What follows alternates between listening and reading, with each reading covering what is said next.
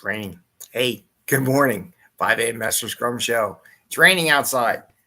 Dogs got up, got wet, came back, and now they're laying all over the couch, all wet. What do you want in this world? Anyway, 5 a.m. Mester Scrum Show. And today, I want to talk about 4 things that make people successful, make teams successful. I was watching a video, reading some stuff on success.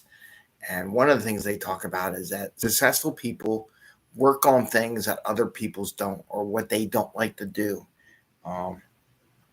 They do what others don't like to do. And we're going to talk about those 4 items today as they apply to Scrum that I see in teams that if they did them on a regular habit and made it a habit, they'd be the most successful Scrum teams you have in any organization. It's not very complicated.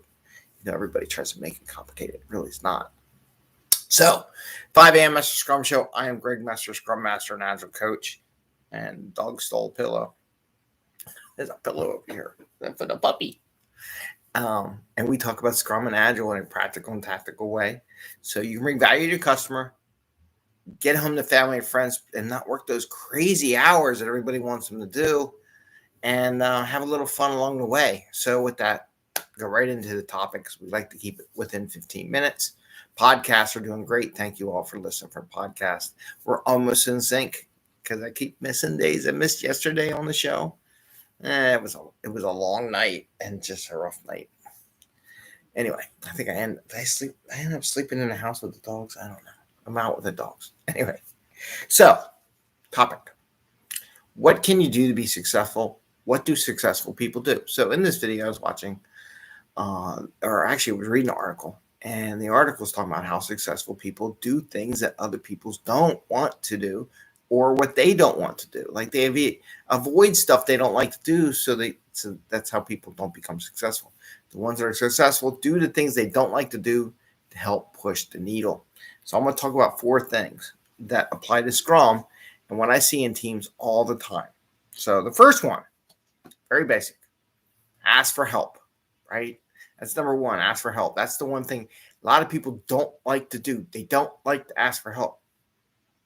Scrum is designed for you to have help. That's what it's really about. It's not individuals doing work all by themselves and stuff. People misunderstand that. That's not what it's about. That's not Scrum. You might say that's about Kanban. Maybe.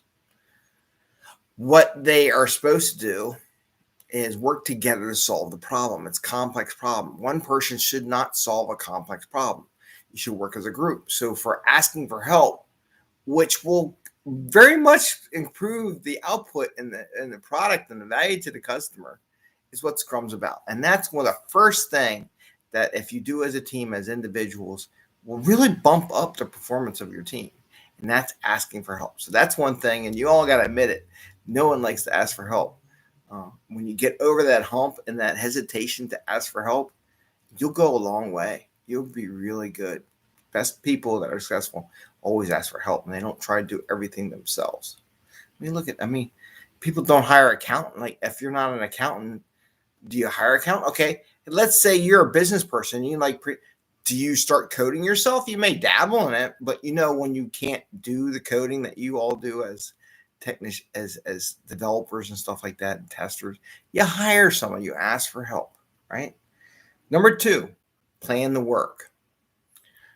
And you're like, well, we don't plan in Agile, Greg. We don't plan in Scrum. Oh, yes, you do. However, plans change, and that is something you understand. Every sprint, we do sprint planning. So many teams don't like to do sprint planning. They don't like to look at the quarter. I don't go more than a quarter. It's a waste. I don't even know if I do a quarter, but the quarter is close enough to give you an idea, a shape where you want to be over the next couple of months. And you could even do that for the year or whatever with bigger shapes. Like, we would like to be in here, like to do this. It's a new market, and just kind of put some feelers, do some spikes, whatever that would be. But plan, right? A lot of teams don't like the plan. They don't like daily planning or sprint planning. But if you do sprint planning well, one, you won't overcommit. You'll make your customer happy. You'll feel good. You'll be successful. That's another one. So 2, I gave you big ones. 1, ask for help. 2, plan, right? Plan work. Number 3 is another big one. Can you guess what it is? It's like, can you guess what Betty ate yesterday? She had cat poop. Yeah. All right. Say no. The ability to say no when you know you shouldn't do it is so important. If you can say no to like overcommitting, oh, we want all this stuff. Can you do this? No, I can't. I got to finish what I got. When I'm done in this sprint in the 2 weeks, that's what we do time boxes. People don't understand the time box. The time box is to give you a boundary so people can't keep tossing stuff over the wall. They don't do that right? So the number 3 is to say no. Once you can start saying no, I mean, there's ways to do it. Say, no, screw you. No, that's going over top. No, your mother's thing. No, that's not a good no. A no is no, but we have sprint planning, which is number 2 on my list, right? On Friday, bring your stuff to sprint planning and we'll see if we can schedule it in for the next sprint. How's that for an answer for a no? I think that's a very good no. All right, and the 4th that I'm going to give you, I probably list a whole bunch. I just want to give 4. I usually do 5 things, but I'm just going to do 4. The 4th thing that people don't like to do, but if they did it, they'd be really successful in Scrum. Demo working schedule on a regular cadence. So many teams don't demo their work, right? Demoing your work pushes you to the next level, like game time. Like if you play sports, right? And Sunday, game time, weekend, baseball, football, cricket, whatever it would be, soccer, game time, you elevate your game. It's time for you to shine. By doing that and having that game time mentality where you're demoing your work, giving it to the customer, and that's the big difference how we like to demo. Give it to the customer, let them use your software, give you feedback right then and there. Those 4 things will make you very successful in Scrum, very successful in life, and the whole attitude about doing things that you don't like to do or asking, on these 4 things will help you in anything. So the 4 things I gave you: ask for help, plan the work, say no, and demo working software. So those 4 things, right?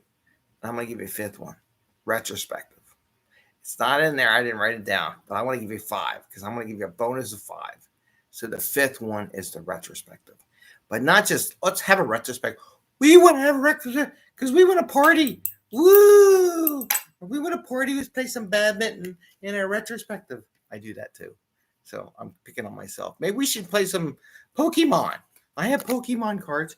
Maybe we should play some Pokemon. No. Right? She wants a fortune cookie.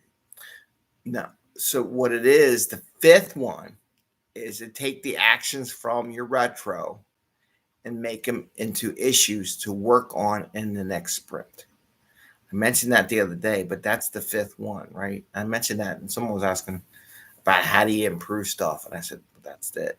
You take those actions, you make them a PBI item, a backlog item, a sprint backlog item, in the next sprint, and you work it. So that's number 5. So I actually gave you 5. I wrote 4, and I gave you 5. So the 5 things that make any team successful that they don't like to do are ask for help. Definitely number 1. You ask for help, you can solve complex problems pretty simply, and you get better product that lasts for a long time. 2, plan the work. Planning your work will make your life a lot easier. Just plan your sprint. Don't go more than that. Plan your day. That's 2. And plans change, by the way. They always do. Don't ever say I didn't say plans don't change. 3, say no. 4, demo working software on a regular cadence. And 5, take your retrospective items and place them in the backlog. So those are the 5 things that people hate to do. They just hate it. Every time again they hate it, they're like, why do we have to do retro? Why do we have to do sprint planning? Why, Greg, you're so rough. You're mean to us. No. But you do those 5 things and you do it, you'll be really successful. And any Scrum team can be. So with that, I'm going to have to say thank you very much. Have a happy Scrumming day. Scrummy day. No, Scrumming. Happy Scrumming. Give us a thumbs up if you like the show. I hope everyone down in Louisiana and the hurricanes in Afghanistan and all that, they're doing okay. I'm always thankful for even my little lost puppies that we rescued from the pound and the cat, who finally got out of my chair and ring the little bell once, twice, so they get notification. They stole my Liberty Bell. My kids stole my Liberty Bell. They give me this little bell. This is what I got replaced for the Liberty Bell. This little bell with a clothespin or paper pin on it, right? So to get paper clip. So they gave me. Anyway, so ring the bell twice so you get notification when we go live. And thank you. Thank you very much. And don't forget podcast. And you all take care. Have a great day. Stay dry. And see you tomorrow. Bye. See you.